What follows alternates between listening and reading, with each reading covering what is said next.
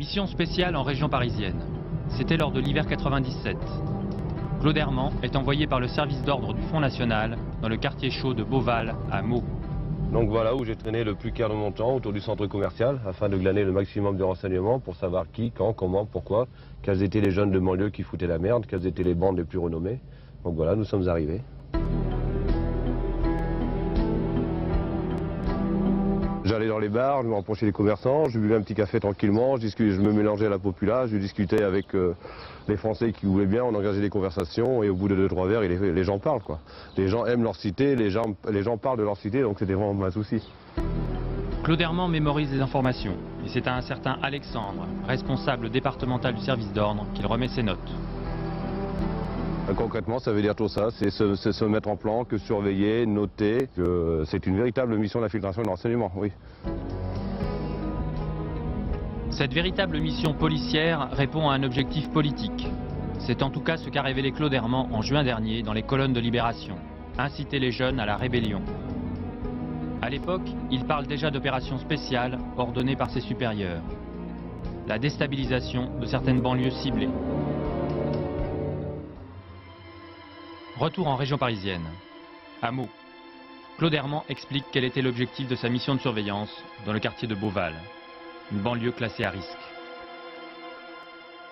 Je m'étais aperçu pendant les 4 jours de ma surveillance que sur le boulevard il y avait une vente de drogue, de shit et d'héroïne. J'ai commencé à repérer les clients potentiels et j'avais repéré pendant ces 4 jours une BMW, une 316 injection noire qui était susceptible de pouvoir nous intéresser pour le type d'opération qu'on voulait mener. J'avais repéré la voiture, j'avais repéré les occupants, j'ai relevé la plaque et effectivement c'est une voiture qui venait pendant ces 4 jours, elle venait régulièrement s'approvisionner. Et ce n'était pas, pas s'approvisionner pour une consommation personnelle.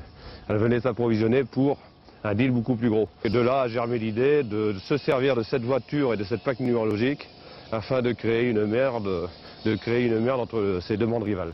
Suite à ce rapport, il a été soumis à Paris. Paris a donné son feu vert pour une opération.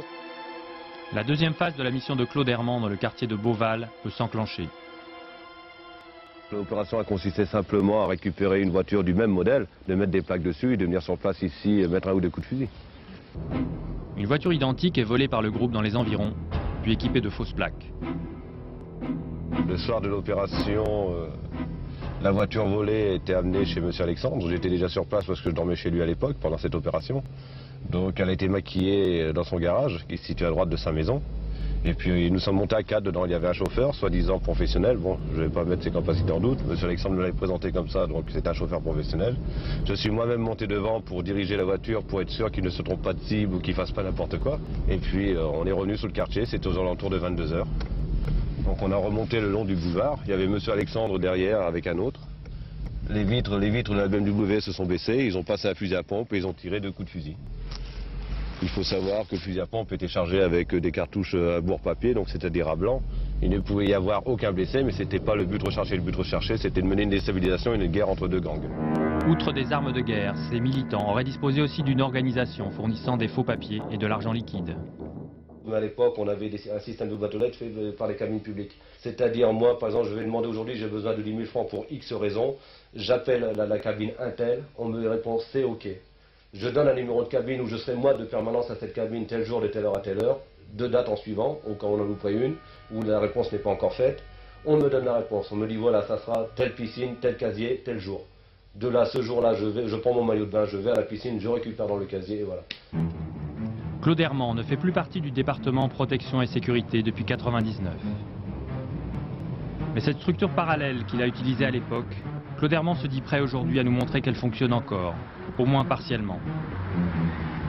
À notre demande, il va passer commande comme il le faisait par le passé.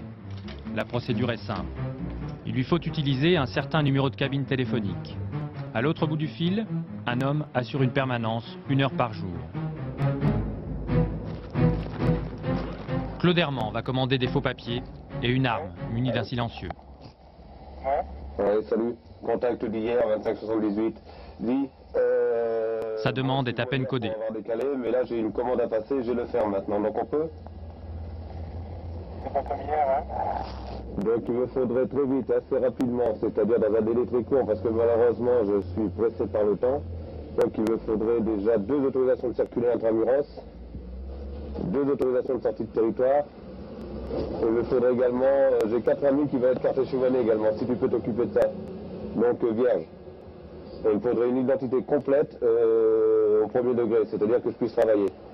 C'est pour une OP, donc une OP sur, que je dise pas de bêtises, oui c'est sur les 15 jours. Donc il faut aussi également la première identité. Et j'aurais besoin également, pour la même opération, j'ai besoin de quelqu'un d'un matériel discret.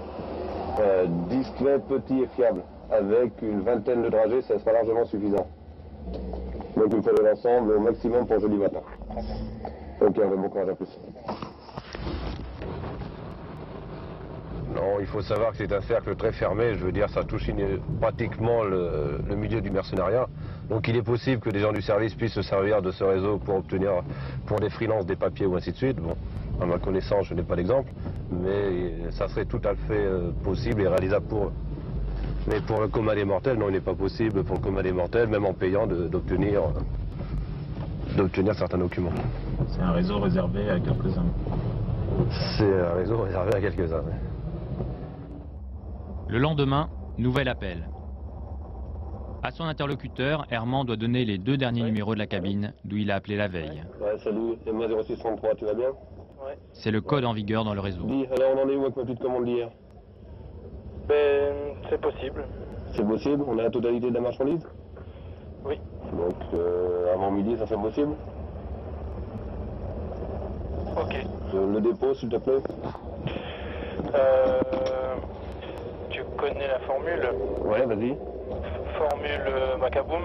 Mmh. D'accord. La formule Macaboum désigne l'hôtel Formule 1 situé à côté de la discothèque Macumba. Macaboum en verlan.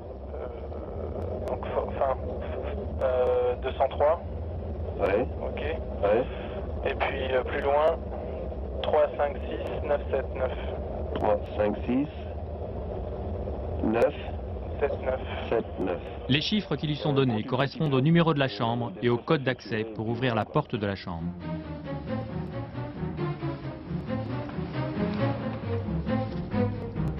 Direction L'Homme, une petite ville de la banlieue lilloise. C'est le lieu fixé par l'interlocuteur d'Herman. Chambre 203 de cet hôtel.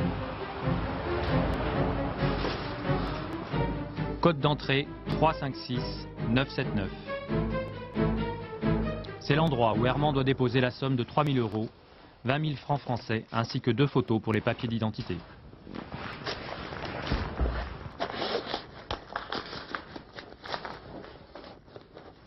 Vous mettez ça où? Là, en haut à droite, sous la T. On remet en place. Pourquoi avoir choisi un hôtel comme celui-là? Ça fait partie du système habituel. Je veux dire, dans un réseau Formule 1, bon, l'avantage c'est que vous pouvez prendre par carte bleue ou par liquide, c'est assez anonyme, il n'y a pas de réception. Vous venez à l'heure que vous voulez, vous avez votre propre code, donc c'est vraiment les hôtels les plus discrets, quoi.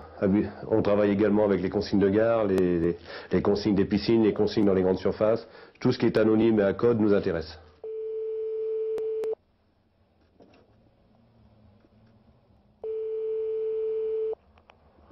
Oui. Allô? Ouais. Ouais, salut. ME 5298. Tu vas bien, ça va? Ouais, ça va, ouais. Alors, on en est où? La commande est honorée? Ouais, pas de problème. Il n'y a pas eu de souci? Non, très bien. Par contre, je vais donner les coordonnées tout de suite. Ouais. Toi, t'as récupéré ce que tu avais besoin? Il y avait pas de souci à ce niveau-là, c'était juste? Très bien. Allez, je te remercie, en plus. Merci pour le ciao.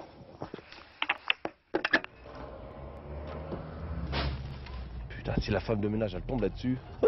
À l'autre bout du fil, un nouveau rendez-vous a été donné. T'imagines le souci? Pour récupérer sa commande, il doit retourner au même hôtel que la veille. Son interlocuteur l'a prévenu. Les femmes de ménage passent avant midi. Ils ont été intelligents sur ce coup-là.